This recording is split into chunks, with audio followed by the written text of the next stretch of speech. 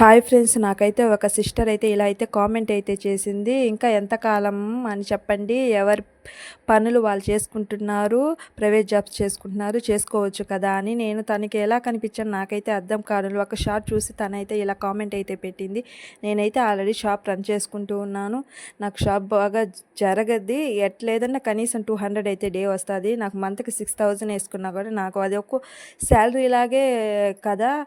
ఇంకా బాగా చదివితే ఇంకా ఎక్కువ అమౌంట్ కూడా వస్తుంది. నాకైతే ఇద్దరు చిన్నపిల్లలు, బాబు 4 ఇయర్స్, పాప 3 ఇయర్స్. వాళ్ళిద్దరిని చూసుకుంటూ జాబ్ అయితే చేయలేను. అందువల్ల నేను షాప్ అయితే పెట్టుకున్నాను.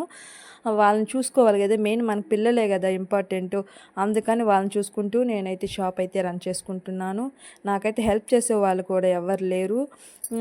అట్లాగే మిగిలిన టైంలో మిషన్ కూడా యూట్యూబ్లో చూసి నేర్చుకొని స్టిచ్చింగ్ అయితే నేర్చుకున్నాను. జస్ట్ యూట్యూబ్లో సుస్మిత టైలరింగ్ అనే సిస్టర్ దగ్గర యూట్యూబ్ ఛానల్ చూసి కటింగ్ స్టిచ్చింగ్ అన్నీ నేర్చుకున్నాను. నేను కుడుతున్నాను కూడా. నాకు మిగిలిన టైంలో నేను ఎక్కడైతే టైం అయితే వేస్ట్ అయితే అస్సలు నాకు ఇంకా టైం సరిపోవడం లేదు. యూట్యూబ్లో రీల్స్ ఇంకా లాంగ్ వీడియోస్ పెట్టాలన్నా కూడా నేనైతే యూట్యూబ్కి ₹1 అయితే ఖర్చు పెట్టలేదు. వీడియోస్ చూసి స్టాండ్ కూడా లేదు నా దగ్గర అయితే. ఇలా అయితే నేను వీడియోస్ పెట్టి చేస్తున్నాను. ఇంట్లో చూసాక డ్రెస్సింగ్ టేబుల్ దగ్గర తనకి ఎలా అనిపించిందో నాకైతే అర్థం కావడం లేదు. ఓకే నా సిస్టర్, మీకు క్లారిటీ వచ్చిందా?